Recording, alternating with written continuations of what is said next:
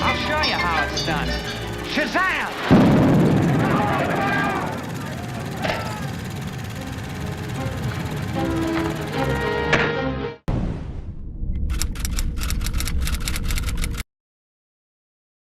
Hey, what's going on, YouTube community? Welcome back to our channel here at Underdeveloped. And today we have a review for you, a movie review to the film Borderlands. Loosely based on the video games, the same name. Okay, so yeah, this is as we said is based off the video game Borderlands loosely because a lot of things like a lot of age swapping, whatever else. Yeah, a lot of age swapping, a lot of weird characterizations for some characters. A lot of plot points don't jive entirely well with the game, so it's clearly just taking a bunch of random Borderlands 2 and 3 characters and just putting them into one story together for no reason. So pretty much in the beginning, there's this child that's...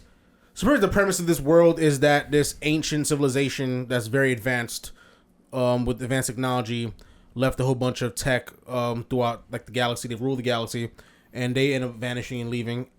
And on the specific planet called Pandora, they have like this lockbox underground with all their secrets and all their pretty much their blueprint, right? Pretty much, and all their secrets and shit like that. It's a big vault. Yeah. There's prize. There's people out there who want to seek it called vault hunters. Yep. And so like pretty much is like a huge hunt to get that thing. And this child is rumored to be one of the last of the remaining species that she's a clone of them. Yeah, she's a clone, but she has that blood in them. So she's prophesized to be the person that could open the vault and gain tremendous power. Yeah. And in the beginning, she's like trapped somewhere on a ship, and then Kevin Hart comes in with a short ass, kicking ass, and rescues her with the help of this savage. Like basically this brute. This big psycho. This big psycho brute.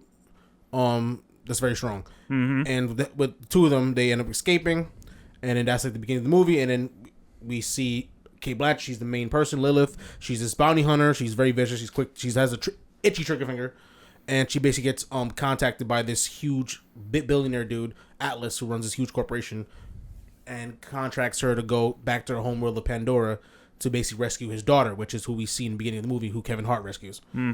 And so she goes to her old planet, and she finds her, and then she ends up forming like a ragtag team with Kevin Hart and the demented one. What was his name? Was the fucking Krieg, the psycho. Yeah. And they pretty much, and then she realized that Atlas may not have great intentions with her. And she doesn't want to go, so she's like, you know what, I'll protect you from this guy. And then she has to basically run from Atlas and all the people that he's hired to retrieve her. Yep. All whilst pretty much leading her to the vault. Yeah. That's basically the plot. Yeah, essentially. Yep. So people chasing after this girl. People also run after the vault. It's a whole big chase, whole big race against time kind of deal. It's just MacGuffin after MacGuffin, just chasing for shit. Yep. Until we realize that Lillith was the one that's... So basically, the whole Lilith's backstory is that her mother, spoiler territory now, is that her mother left her at a young age to look for the vault, whatever else, because like the key to peace or whatever else, whatever. So she lives with that, you know what I mean. And Jamie Lee Curtis was supposed to take care of her, but she didn't. So they have some tension. And then it turns out that her mother knew that she was the prophesized one. Because she opened the vault. She's the one that actually had the real access to the vault. And she became this phoenix, this firebird with powers and stuff like that. And they all live happily ever after because she beats Atlas and blah. Yeah.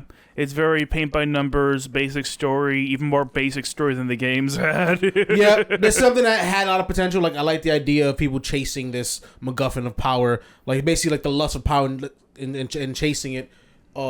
And having greed to no end, you know what I mean? Yeah. And how far you'll go to get this. You know? But here in this movie, it feels like it's basically just set dressing. It's not really about that. It's just about doing things. They want to have the Messiah character. They want to have the huge hero moment. Yeah. They want to recreate Star Wars and all the classics. Which is weird because that's totally against what this franchise is about. Yeah. This franchise is about being aggressively in-your-face violent for no reason. But they want to market across the world, so they have to make it like another property. Yeah, which is so stupid. So people can associate. So basically see another Star Wars but on a Mad Max planet. Yeah, hell yeah! Give me my money, take my money. Yeah. everything here is just toned down for the sake of marketability. All the blood you associate with the games is gone. All the really cool, weird weapons you'd get from the games gone. All basic shit. Everything that you'd actually want to see out of all the characterization just muted. Tiny Tina, not nearly as crazy as she was in the games. All the characters is basically paper cut thin versions of themselves. Roland, completely different character. Kevin Hart could have played the original one because he was like a kind of a goofball comic relief guy, but now it's like no, both Kevin Hart and Roland are now this badass guy who just does shit. I'm just not buying it. Yeah, no, I'm not buying it from him. Sorry. No, Jack Black's I bet he's a less annoying version of Claptrap to me because I don't like the original Claptrap at all. So I guess that's an improvement. But other than that, I'm just underwhelmed by this movie. The performances especially were just bad. Eli Roth, you're a director. You have a great cast. You're supposed to bring out more of them. They can all bring so much more to the table because we've seen them all in movies that have done way better. Yeah. This is really because you have Cate Blanchett. You have Kevin Hart has been enough stuff to put a competent performance. And how can you not make Jack Black funny? Like every joke that he had wasn't necessarily bad, but just the timing and it just feels forced. The timing is off. The jokes feel forced. So you're making someone that's usually funny, not funny. You know what I mean? Really missed the mark. Cate Blanchett, you had her like in certain scenes, like scenes with Jamie Lee Curtis or whoever else is just weak as shit. Like the chemistry is off. It's not even that's acting bad, it's just acting sloppy. Yeah. You know what I mean? Just sloppy direction. This is like first take kind of stuff. Yeah. This is something that could ruin his career as a director because I'm like, you're showing that you really can't direct here with the quality of the performances. Because as a director, your job is to direct the performances. That's what directors do. Yeah. They direct the actors. That's all directors do. They direct the actors. If you're like Nolan, whatever else, you have control of the story, whatever else. But your main goal is to direct the actors. Is to garner the best performances from your actors. That is the goal. The screenwriters write the story. The studio nurtures the story because they want to put out what they want to put out. The director, if it has no power, they can manipulate the story. They can actually have influence over the story. Yeah. But a lot of times, that's the screenplay. But as a director, your main job is to make sure your actors are firing all cylinders and then acting out to the best ability. You know what I mean? That's director's main responsibility. That's director's main responsibility. The DP is to make sure it looks good, and the grip is to help the DP make it look good through lighting and shaping light. Like that's how it works. I can't help but wonder what Eli Roth was doing on set all this time. Was he just there probably podcasting about his horror fixations? Yeah, because he wasn't focused on his movie. No. Like it's obvious he didn't do his job. He didn't he didn't really talk to him like, hey, we need to do another take of this, maybe more like that, or hey, this joke needs to be like more like here, time it this way instead because of that way. I can say that the studios did a bad job, which they won't like he did, but I'm talking about the performances specifically wasn't great. Yeah, and you have competent actors on your roster. You do. Like again, I've seen each of these actors in something where they've done better in, and the story is stale. As I said, they had the themes and motifs are lurking under the surface, and it's potentially interesting. Yeah, and sometimes they open sometimes they shed that skin, but then they close it back. They don't really deal into it because they want to make that traditional Hollywood. Yeah, you want to have the traditional hero's journey story structure, and it's tired and bland. And Borderlands, you can make Borderlands into an interesting movie because all Borderlands is a big chase for a big vault key. We have crazy characters and charming villains, and it's all about greed and it's all about this corporate greed and how it brings the worst out of everybody. That's what makes the story good. Leading to the story out there. The Telltale game did that. The Telltale game was a very good story.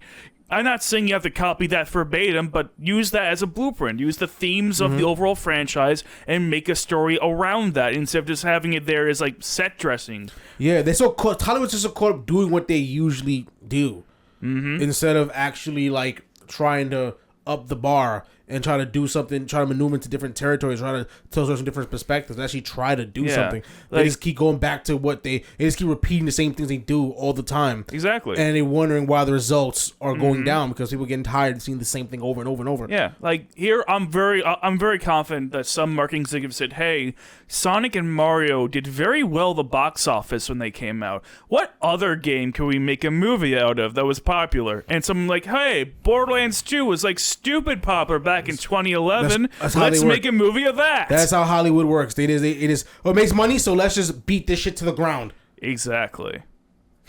Let's expand this world and let's do a bunch of things like this. So games work, these kind of games, let's do another kind of game like that. Boom. Like, instead of like, no, let's actually make a good story. It's not shouldn't be about the property, it should be about the film. Exactly. And then when you have a reputation making good films, then people start to come. Mm-hmm. But here, it's like movies like this are what really like just emphasizes the divide between Hollywood and the people who want to watch movies. Because they're trying to market it to everybody. Because they're trying to maximize their profit as much as they can, much as they can. But that's so stupid because because what you're marketing is not based on something that's for everyone. You have something that appeals to specific people, so you should double down on that. To it. You know what I mean? Yeah. Make sure that people that actually want to see a movie will actually like it.